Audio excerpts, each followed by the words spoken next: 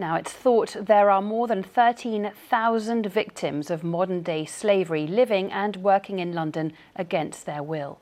The charity Justice and Care has warned the figure could be even higher, with many victims arriving through airports, unaware that they'll end up in forced labour. Thomas Magill has this exclusive report from Stansted. Just right there. Put your bag. Just stop. No, stop. Stop. Your bag. Out in force at Stansted Airport, this is the front line in the fight against human trafficking.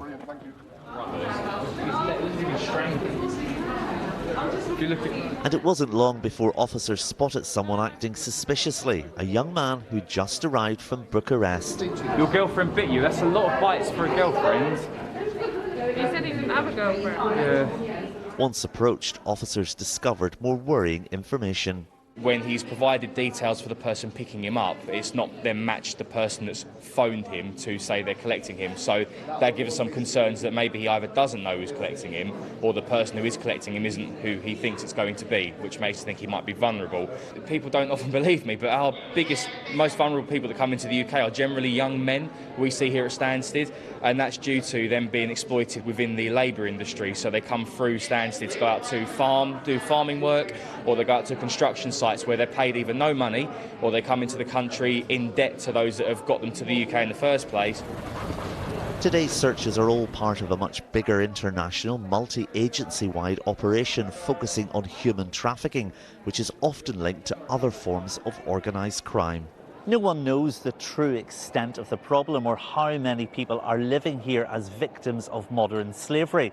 But the latest research suggests there are over 100,000 based in the UK, with over 13,000 of them in London and 2,500 in Essex. Behind these startling statistics are thousands of victims like Lucia. She's just one woman whose name we've changed, who was trafficked from Brazil and forced to work as a prostitute across Europe until she eventually made it to the UK. She's now being supported by charities and her beloved dog Ginger. Speaking through an interpreter, she says she feared for her life many times.